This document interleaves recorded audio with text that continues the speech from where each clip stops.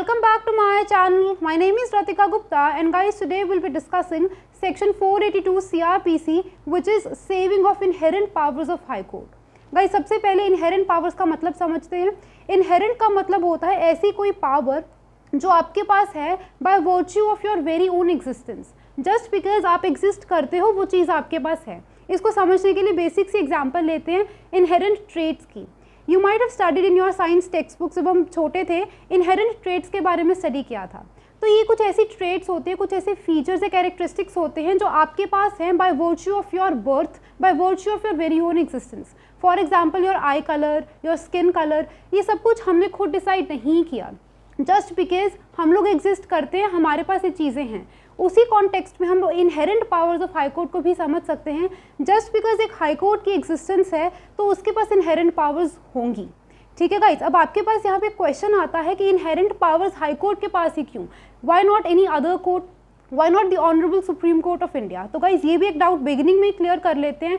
482 CRPC सिर्फ और सिर्फ हाई कोर्ट की इनहेरेंट पावर्स की बात करता है. As far as Supreme Court is concerned, Supreme Court के पास by virtue of Article 142 of the Indian Constitution बहुत सारी powers होती हैं. But guys, कभी भी 482 को 142 इंडियन कॉन्स्टिट्यूशन के साथ कंपेयर नहीं करना. Inherent powers हाई कोर्ट के पास 482 में है और सुप्रीम कोर्ट के पास बहुत सारी पावर्स हैं by virtue of article 142 of the Indian constitution. ठीक है, किसी भी और कोर्ट के पास इनहेरेंट पावर्स नहीं है as far as 482 is concerned. Guys, इसका एक बेसिक सा रीज़न यही हम मान सकते हैं क्योंकि हाई कोर्ट को एक सुपीरियर कोर्ट समझा गया है. एज फार एज आपके डिस्ट्रिक्ट कोर्ट, सेशन कोर्ट्स और बाकी के जो लोअर जुडिशरी इज कंसर्न, उनसे ज़्यादा सुपीरियर स्टेटस हाई कोर्ट को दिया गया है. इसीलिए इनहेरेंट पावर्स के लिए हाई कोर्ट को ही चूज़ किया गया है. वैसे भी 482 के बाद 483 CRPC अगर आप देखो, उसमें बिल्कुल ये लिखा है कि हाई कोर्ट के पास एक सुपरिटेंडेंट पावर है. बाकी की जो लोअर जुडिशरी है, हाई कोर्ट उसको सुपरिटेंड कर सकता है, मतलब उनको मॉनिटर कर सकता है. तो उसमें हम मान सकते हैं कि हाई कोर्ट के पास सुपरिटेंडेंस है, आप उनको मॉनिटर कर सकते हो. तो एक तरीके से हाई कोर्ट को सुपीरियर स्टेटस दे रखा है. Just because of high court superiority हम ये बोल सकते हैं कि हाई कोर्ट के पास इनहेरेंट पावर्स हैं by virtue of 482 and not any other lower judiciary court. I hope this thing is quite clear to you. एक और आपको मैं पर्पस बता देती हूँ. बेसिकली हम इनहेरेंट पावर्स को क्यों स्टडी करते हैं. इनहेरेंट पावर्स कुछ ऐसी पावर्स होती हैं जो कि हाई कोर्ट के पास है, that is quite clear to you. But guys, बहुत सारी ऐसी सिचुएशंस आती हैं ऑनरेबल कोर्ट्स के सामने which are not anticipatory, which are not foreseeable. हमने लॉ ऑफ टॉर्ट में ये वर्ड्स को बहुत बार डिस्कस किया है. कोई ऐसी चीज़, कोई ऐसी सिचुएशन जो कि फोर्सिनेबल नहीं होती है, जो कि एंटिसिपेटरी नहीं होती है, आप पहले से उस चीज़ के होने का अंदाज़ा नहीं लगा सकते. अब कोर्ट्स के सामने में बहुत बार ऐसी सिचुएशंस आती हैं जहाँ पे अर्जेंट रिलीफ की ज़रूरत होती है. क्योंकि अर्जेंट रिलीफ की ज़रूरत है तो इमीडिएट एक्शन लेना होता है. अब अगर कोड ऑफ क्रिमिनल प्रोसीजर के अकॉर्डिंग जाएं तो बहुत सारी ऐसी सिचुएशंस होंगी जिनको हमारे लेजिस्लेचर भी फोर्स ही नहीं कर सकता था. जिस टाइम पे 1973 में इसको ड्राफ्ट किया गया, मतलब जिस टाइम पे उसको ड्राफ्ट किया गया और 1973 में ये इन फोर्स आया, उस टाइम पे 1974 में बेसिकली ये इन फोर्स आया था CRPC. I think 1 April 1974 if I am not wrong. तो उस टाइम पे जब ये इन फोर्स में आया तो हम ये मान सकते हैं कि बहुत सारी सिचुएशंस तो ऐसी थी जो हमारा लेजिस्लेचर फोर्स ही नहीं कर सकता था. सोसाइटी बीइंग डायनामिक, हम ये भी कॉन्सेप्ट देखते हैं कि सोसाइटी डायनामिक है क्योंकि सोसाइटी बदलती है. Law has to cater to the changing needs of society. अब हर एक चीज़ आज से 50 साल बाद सोसाइटी की क्या डिमांड होगी वो लेजिस्लेचर फोर्स ही पहले से नहीं कर सकता. अब उन सिचुएशंस को हम छोड़ तो नहीं सकते. Just because code of criminal procedure में किसी चीज़ का एक्सप्रेस प्रोविजन नहीं है, हम ये नहीं बोल सकते कि उस चीज़ का कोई सोल्यूशन नहीं है. ठीक है, तो कहने का मतलब है कि कोई ऐसी सिचुएशन ना ही वो CRPC में लिखी है, ना तो वो डायरेक्टरी है. हाई कोर्ट को डायरेक्ट तो नहीं किया कि अगर ऐसी सिचुएशन होगी तो आपको ऐसे बिहेव करना है. ना ही वो प्रोहिबिटरी है, मना भी नहीं किया. इस पॉइंट को ध्यान से देखो. कोई भी ऐसी situation which is neither directory not prohibitory, लिखा भी नहीं है कहीं किसी भी प्रोसीजर, किसी भी प्रोविजन में एक्सप्रेसली, लेकिन कहीं पे एक्सप्रेसली मना भी नहीं किया, तो which is neither prohibitory not directory. उन चीज़ों के लिए, उन सिचुएशंस में इमीडिएट एक्ट करने के लिए हाई कोर्ट्स को पावर दी है. और इसका अल्टीमेट पर्पस आपको पता होना चाहिए. अगर आपने मेरी प्रीवियस लेक्चर देखा तो उसका अल्टीमेट पर्पस होता है to meet the ends of justice. क्योंकि हम जस्टिस को सिक्योर करना चाहते हैं, सोसाइटी में जस्टिस देना चाहते हैं, तो जस्टिस देने के लिए कोर्ट्स को जो कुछ करना पड़ेगा वो करेंगे. अब इनहेरेंट पावर्स के पीछे आपको लॉजिक समझ आए कि इनहेरेंट पावर्स हाई कोर्ट को ही क्यों दे रखी हैं और इनहेरेंट पावर्स के पीछे का लॉजिक क्या है. कोई भी ऐसी सिचुएशन विच इज़ अनफोर्सनेबल और अनएंटिसिपेटरी, जिसको आप एंटिसिपेट नहीं कर सकते हो और जिसके लिए इमीडिएट एक्शन की रिक्वायरमेंट है, बट वो चीज़ एक्सप्रेस प्रोविजंस में कहीं पे नहीं लिखी है कोड ऑफ क्रिमिनल प्रोसीजर में, तो हमने हाई कोर्ट को पावर्स दे दी कि अगर आपको इमीडिएटली एक्ट करना पड़ता है, if it is neither directory nor prohibitory, you may go forward with it and meet the ends of justice. I hope guys this thing is quite clear to you. अब यहाँ पे एक और important चीज़ को हम समझते हैं, 482 इज़ अ सेविंग्स क्लॉज। ये बहुत इंपॉर्टेंट चीज़ है गाइज। सेविंग्स का मतलब होता है कि हम किसी चीज़ को बचा के रखते हैं। अब आप एक चीज़ सोचो, सेव तो आप उसी चीज़ को करोगे ना जो ऑलरेडी एग्जिस्ट करती है। कोई चीज़ जो प्री एग्जिस्टिंग होगी, पहले से ही होगी, बचा के तो आप उसको रखोगे। तो सेविंग्स क्लॉज हमें क्या कहता है, यहाँ से हमें ये पता चलता है कि हाई कोर्ट की इनहेरेंट पावर्स ऑलरेडी एग्जिस्ट करती हैं हाई कोर्ट में, and that section 482 CRPC is not conferring any inherent powers on high court. ये चीज़ आप ध्यान रखना, सेक्शन 482 CRPC हाई कोर्ट को इनहेरेंट पावर्स देता नहीं है। वो डिक्लेयर नहीं कर रहा कि हाई कोर्ट के पास इनहेरेंट पावर्स हैं, वो सिर्फ और सिर्फ एक्नॉलेज करता है कि हाई कोर्ट के पास इनहेरेंट पावर्स ऑलरेडी हैं by virtue of its very own existence, and हम सिर्फ और सिर्फ उस चीज़ को सेव कर रहे हैं। इट इज़ नॉट डिक्लेयरिंग और conferring any inherent powers on high court, it is merely acknowledging the pre existence of inherent powers in high court. I hope guys this thing is quite clear to you. अब आपको ये बता देती हूँ कि 482 CRPC के कुछ purposes हैं। वो 3 पर्पसेस मैंने यहाँ लिखे हैं, very simple, let's discuss them very quickly. अब सबसे पहले लिखा है to give effect to any orders passed under this code. Guys होता क्या है, CRPC जब हम पूरा स्टडी कर लेंगे आपको समझ आएगा कि बहुत सारे ऑर्डर्स टाइम एंड अगेन पास किए जाते हैं। हाई कोर्ट के पास भी पावर होती है, जुडिशियल मैजिस्ट्रेट्स के पास भी पावर होती है ऑर्डर्स को पास करने की, while the procedure is going on. तो ये प्रोसीजरल लॉ है, तो प्रोसीजर में आप ऑर्डर्स पास करते हो।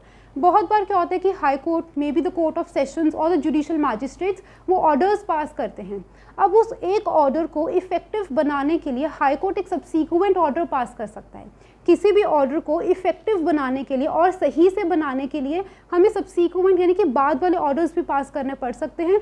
तो इनहेरेंट पावर्स क्या कहती हैं, उनका पर्पस क्या है? इनहेरेंट पावर्स का पहला पर्पस क्या है कि high court can pass any subsequent order to make any existing order effective. पहला तो ये है।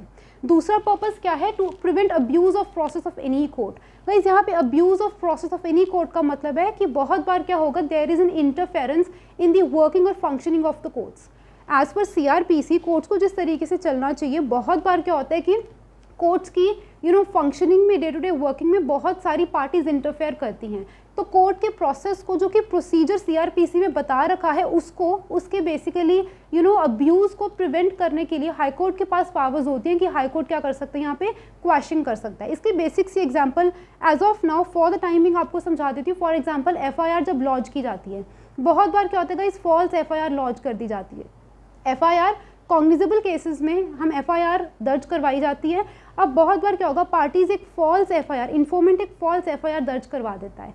अब that is what, that is abuse of process of court. You are misusing the provisions of this code and you are interfering with the functioning and working of the courts. तो in that case high court के पास inherent power होती है कि आप क्या कर सकते हो, उस FIR को क्वैश कर सकते हो। ये बेसिक सा मतलब है। उसके बाद third important purpose is otherwise secure the ends of justice. Guys this is very important. पहले जो 2 पॉइंट्स हमने डिस्कस करे हैं, they are specific in nature. Specific का मतलब है जो लिखा है उसी अकॉर्डिंग आपको चलना है, ठीक है। इन प्रोविजंस में या इस पर्पस में इम्प्लिसिट है कि आपको क्या करना है, लेकिन जहाँ पे आपको अदरवाइज वर्ड दिख जाए ना, अदरवाइज का मतलब है कि ये जनरल पर्पस हो जाता है, इट बिकम्स जनरल। जनरल का मतलब कि anything and everything can fit into this purpose on the basis of facts and circumstances of a particular case। एक पर्टिकुलर केस के फैक्ट्स एंड सर्कमस्टेंस को मद्देनजर रखते हुए कुछ भी इसके अंदर फिट इन हो सकता है। हाई कोर्ट की मर्जी है कि वो अपनी इनहेरेंट पावर्स को यूज़ करेगा या नहीं करेगा।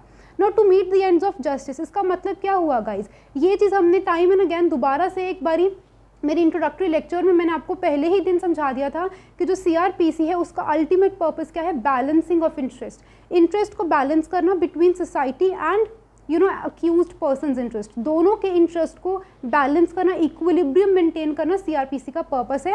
एंड आपको मैंने ये भी बताया था कि procedure is the handmade of justice and not it's mistress. It means उस लाइन का मतलब क्या था कि जो आपका जस्टिस है वो सबसे ज़्यादा सुपीरियर है, वो पैरामाउंट है, वो सुप्रीम है।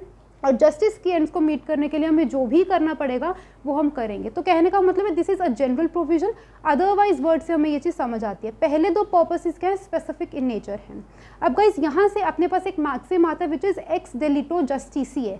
इस प्रोविजन का, इस मैक्सिम का मतलब भी क्या होता है, in the interest of justice. तो वो मैक्सिम भी क्या कहता है कि in the interest of justice अगर हाई कोर्ट को कुछ करना पड़ेगा तो हाई कोर्ट अपनी इनहेरेंट पावर्स के अंदर रहते हुए वो चीज़ कर सकती है।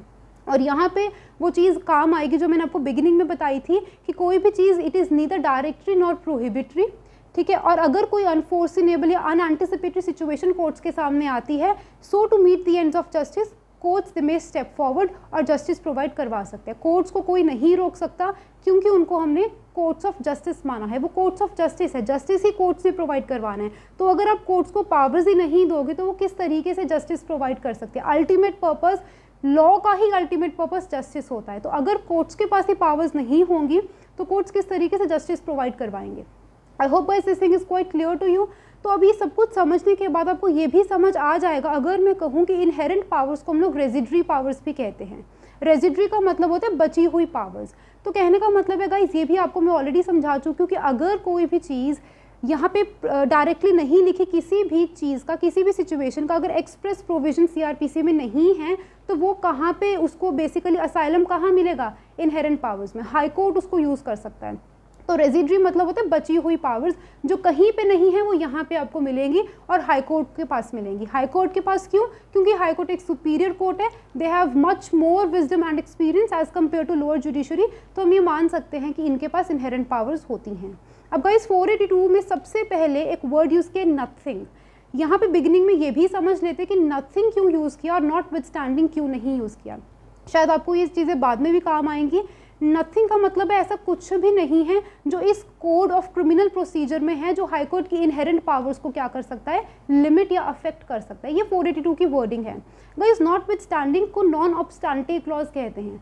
नॉट विद स्टैंडिंग ज़्यादातर वहाँ पे यूज़ होगा जहाँ पे एक ही स्टैट्यूट के दो प्रोविजंस या अलग अलग स्टैट्यूट्स के दो अलग अलग provisions are in conflict with each other. जब भी कोई दो एक्सप्रेस प्रोविजंस एक ही स्टैट्यूट के अलग अलग स्टैट्यूट के कॉन्फ्लिक्ट में होते हैं तो किसी एक को ओवरराइडिंग इफेक्ट देने के लिए, किसी एक को प्रोमिनेंस देने के लिए हम लोग नॉट विद स्टैंडिंग यूज़ कर लेते हैं।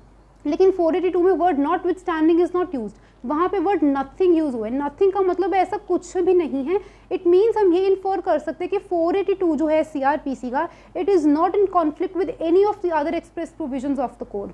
कॉन्फ्लिक्ट में नहीं है, साइलेंटली और बहुत ही हारमोनियसली 482 को बनाया गया है। अगर यहाँ नॉट विद स्टैंडिंग लिखा होता तो हम ओवर राइडिंग इफेक्ट देते, पर 482 को ओवर राइडिंग इफेक्ट देने की जरूरत नहीं है।